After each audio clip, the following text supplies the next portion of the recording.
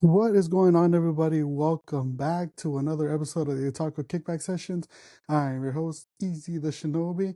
I do apologize for the delay over the previous weeks. There was some technical difficulties on my side regarding my microphone, and after quite a bit of troubleshooting, decided, you know what, screw it. I got some spare mics, and I got a connector on my phone. So yeah, we're doing this mobile. But yeah, in any case, thanks again for joining us back here, or for joining me back here on the Otaku Kickback Sessions. I got another episode for you. Um, we're covering over the last few weeks of some anime news, and as well as some other, as well. I got another Webtoon recommendation for you, and I got an interesting problem that came to mind in the meanwhile I was doing the troubleshooting, but we'll save that for the end. But yeah, first things first, as always, let's get started with some anime news. To start us off, some big news regarding Kagurabachi, following up from the last episode. Um, the anime adaptation for Kagurabachi was officially announced for an April 2027 release, and along with that announcement, a world tour is scheduled for this year, specifically this summer, where the first footage of episode one will be leading to the premiere in Japan. I believe I read online that there's supposed to be the first 20 minutes of episode one was supposed to be airing in the world tour premiere. Which would lead up to, I believe, it's an hour-long debut, but we'll have more.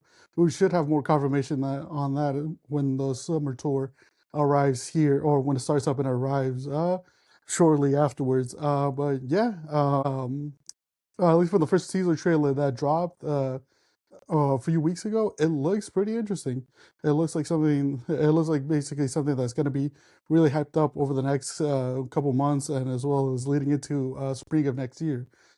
So yeah, I'm looking forward to it. I just started reading the manga. So far so good, and I'm looking forward to the summer premiere as well. I should be able to attend it, and if I do, I'll let you guys know how it is. Let's see. Moving on. Bleach: Thousand Year Blood War. The final part will premiere with the first three episodes showing in U.S. theaters from June 25th to through the 29th.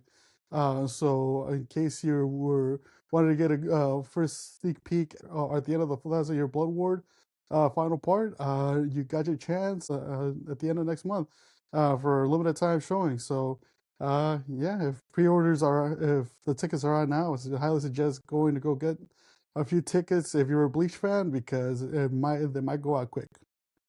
Let's see what else do we got here. Gangsta, we got some news on that. So the Gangsta manga will be resuming serialization with a new chapter being released on July 3rd. So basically about 2 months from now, 2 months, a month and a half or so, give or take. Um, I believe it's coming off of a 10-year or 9-year hiatus since the last chapter came out. There is also an anime adaptation as well. So, in case people wanted to go check out the anime adaptation, in the meanwhile the manga comes back, you feel free to do so. But yeah, Gangsta will be making his return this summer. Moving on from there, Chainsaw Man. We got some more Chainsaw Man news regarding the final volume. It is scheduled to come out later this year. It will have 12 extra. The final volume will have 12 extra chapters, or 12 extra pages. Sorry about the confusion. 12 extra pages included in it. So hopefully we get to see a more fleshed out ending. Hopefully, with the final volume. I know the last chapter left a lot of it left a lot of context off the table, so it's hopefully more information is added in at the time or when the volume comes out. So look forward to that. Silent Hill F, the video game, will be turned into a manga. The manga adaptation has recently started its own serialization. It'll be going on for a few chapters for the next couple months. So in case you love the video game and you wanted to check out a manga form, yeah, there you go. I believe up to now it should have around three chapters or so, but I could be wrong on that one. So if I am wrong, please feel free to let me know in the comments how many chapters it's currently up to. Now we got some shonen news, specifically some Black Clover news. The Black Clover manga has recently reached its end with three new chapters, chapter 390, 391, and 392, all being released as of the last few weeks. I believe it was last week. Um, then so that closes out another high profile shonen manga that that started up in the 2010s, ending off the most recent era of basically the big three, of the new big three, and basically with My Hero and Jujutsu Kaisen and Chainsaw Man now Black Clover, along with Haikyuu ending. Um, the anime is still set to return this fall, as well. So, in case you are all caught up with the Black Clover manga, you still have the anime to look forward to within the next couple months. I recently just started checking out Black Clover. So far, I'm loving it. Currently going through season one, and yeah, honestly, I'm digging it. It's a good showing. So in case if you were like me and you're interested in basically checking out Black Clover now that the serialization of the manga ended, yeah, I could say it's well worth the watch. Speaking of the new gen shonens, My Hero Academia, a new spin-off episode titled "I Am a Hero 2" was announced for a summer release this year. The episode will adapt the airy one-shot chapter from the Ultra Age fan book. Be on the lookout for that. I believe it's supposed to be coming out around July, with some recent news coming out over the weekend. But I may have to double check that. Yeah, we got some more My Hero stuff coming out this summer. And now going on to a bit of the more slice of life nature news. Some new quintessential quintuplets announcements were shown over the last few weeks, specifically a new OVA and an anime sequel series. Along with that, more information came out about each project. The OVA will cover parts of the manga that were not adapted in the original anime, or in the basically the movies that also came out, while the sequel series will cover the light novels, which I believe recently ended, or I think ended about last year or so. Um, and it's basically from each sister's perspective, as well as including the winner, which I won't spoil in case you haven't watched Quintessential Quintuplets.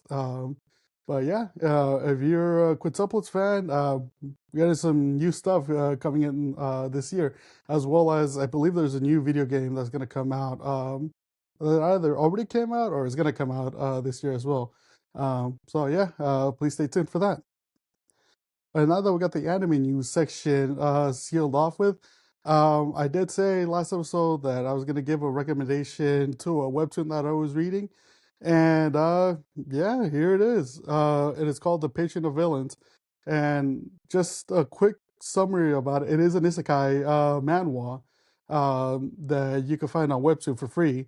There's 34 chapters currently out right now on it. And so basically, what it is, as I stated, it is an isekai manhwa um, that's based around an MC. We don't know his Earth uh, Earth name, quote unquote. But what we do know is that he used to be a salaryman, an overworked salaryman that would work about 70 plus hours a week. When he would have breaks here and there in between his workday, he would play this turn-based game, fantasy turn-based game called Psychedelia. And basically, the plot of the game was you have to defeat five main enemies known as the five great sins, which is the sin of wrath, the sin of greed, the sin of sloth, of pride, and obsession. But the catch is, no matter what route you take or how you essentially plan it out, the game would always end with essentially the sins of wrath pretty much destroying the world. Pretty much one day, the MC gets transported to the world of psychedelia, where he gets reincarnated now under the name Alan Palateo. He's the third son of the Palateo family, who in that game are known for an illegal empire of narcotics, prostitution, and other underworld crimes that you could imagine. But the other catch of it is, he's all the Palateo family are the first side quest in the game and are part of the first kingdom that gets taken out by the five sins. So it's pretty funny because as soon as it starts, kind of he starts recognizing it and recognizing like that he's part of the Palateo family and where his settings are at. That's when he starts getting the doom and gloom like, okay, this is probably where it ends here. But much to our MC's much to the planning of the MC, this is where the story takes a twist. Instead of essentially following the regular essentially storyline that the game inputs, he decides, you know what, he remembers in the game he remembers from the game that the five sins of wrath were mistreated as children. So what he concocts is, you know what, if I find these kids before they essentially awaken their powers and grow up to essentially conquer and destroy the world, I'm gonna take them in, and basically rescue them from their life of torture, of abuse, and all these horrible things that happen to them, and essentially, well, not so much raise them, but essentially take them away from their life and then raise them as part of an orphanage that he ends up creating. And so thanks to the help of his assistant, that's what he ends up doing. He ends up throughout the next, I believe it was 2 years or so, he ends up finding the sins of wrath throughout where they're located throughout the world, and he sends them throughout this orphanage, or he sends them into this orphanage where they get treated well. The children there, they take them in as family, as their own, and he writes to, I believe, is the sin of, or the sin of wrath, because I believe she was the first one that gets rescued. And so from there, he writes her as a pen pal. His intention is not to essentially be physically there for the kids, but to send them encouraging letters positivity, and checking in on them, like how they're growing up, how they're doing, if they're getting along with the other children. And because his goal is to essentially live the life of a count and live well in with basically, well, live with wealth and comfort, um in the meanwhile, so that way he could put himself at ease. It's like, okay, you know what, if if we have these kids all grown up well, then I can live comfortably as well too. But much to and so far, so far, as much as I've read, he hasn't noticed it yet. But the thing is, the children, once they're all gathered, they start serving him, and they start planning out basically the different kind of like murder plots and assassination attempts of the different underworld families and the different otherworld gangs. But instead of basically doing it as kind of like, oh, we're taking our revenge out on the world, they do it under the name, for essentially, for Alan, the MC. Um, and the funny part about it is, he himself doesn't know it. He's completely oblivious to what these kids are doing and what they're doing in the background, because he's essentially living the good life up until, well, I won't spoil it too much because I want you guys to read it. But there is some, but pretty much where the storyline is supposed to have some major turns, those major turns happen way earlier than expected. And so at first he is suspicious about it, but then he even puts it out of his mind. It's like, nah, it can't be the kids, right? I don't think it's them, because I mean, I've been essentially sending them letters of encouragement and making sure they're being raised good. Um, so he tries to continue his life of comfort. But yeah, so far I believe I'm 10 chapters in. Of the webtoon. It is, as I mentioned earlier, it is 34 chapters, and they're all free on the Webtoon app or on the website as well.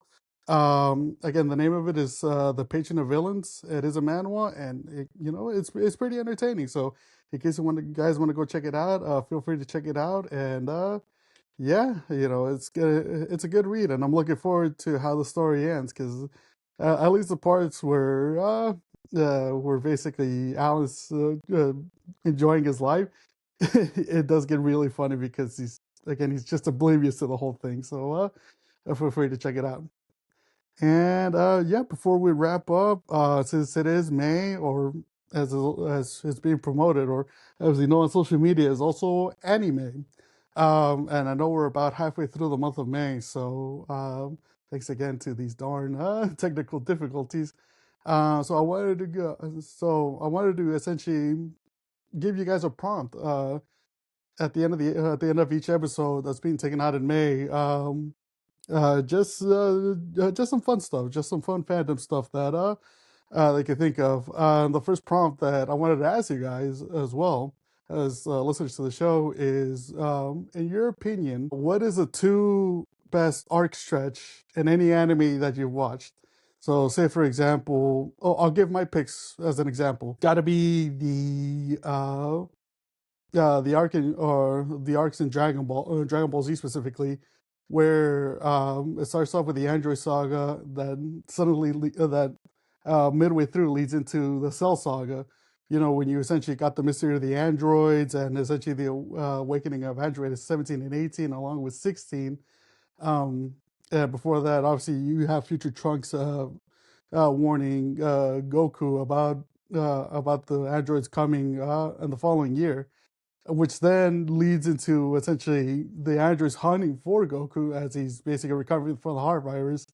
But midway through, you start seeing another anomaly happening through in the middle of this whole chaos, which is the arrival of Cell. And so pretty much it transitions in the middle of the arc. It transitions from the Android saga to the Cell saga and the Cell game saga, which ultimately caps off the entire arc. Um, and another example would be essentially um, in Naruto Shippuden, where we essentially see we pretty much see Shikamaru's revenge arc against Hidan, and yeah, against Hidan and Kakazu. Well, specifically Hidan. That starts off with Asuma's death, and then leads on to basically Jiraiya. Afterwards, shortly afterwards, leads on to Jiraiya invading the Rain Village to investigate the mystery of pain, which then leads to Pain's assault in the Leaf Village, and ultimately ends with Naruto defeating Pain and essentially learning more about the ninja world and more so the different philosophies between him and Nagato. So pretty much in that vein, if you guys have any favorite back to back or continuously bridging arcs that you put up there in your top 10, top 5, as some of your favorites, please feel free to put it in the comments as well. These are always interesting to kind of figure out because there are some shonen animes and some slice of life animes that do them really well. That essentially hit on back to back bangers um, right away. So yeah, please feel free to comment on it and hopefully we get some good suggestions. All right, that's about enough time as we have for this. And funny enough, this is also the second anniversary episode. So thank you again for you guys listening up to if you've been listening from the start. Thank you for listening up till now. I appreciate you guys. I truly appreciate any, even if it's just a few seconds, even if it's just a minute or two out of your day, out of your work day or out of your just some free time to give us a listen. We'll be back with another episode and another prompt next week. So feel free to check in and see what else we got. Please feel free also to follow us on Blue Sky at Otaku Kickback Sessions and Instagram at Otaku Kickbacks. And yeah, other than that, the only thing I got left to say is yes, stay blessed, stay safe out there, enjoy your anime, enjoy any shows that you have ready or bookmark that you want to check out, or any video games that you have on your backlog, or even if you have any trips or just anything in general that you want to that you want to do this month, go for it. We only get one go around in this lifetime, so you know, always always go for what you want. And yeah, thanks again for joining me in the second anniversary show. I am Easy the Shinobi, and for the Otaku Kickback Sessions, thank you and have a good one.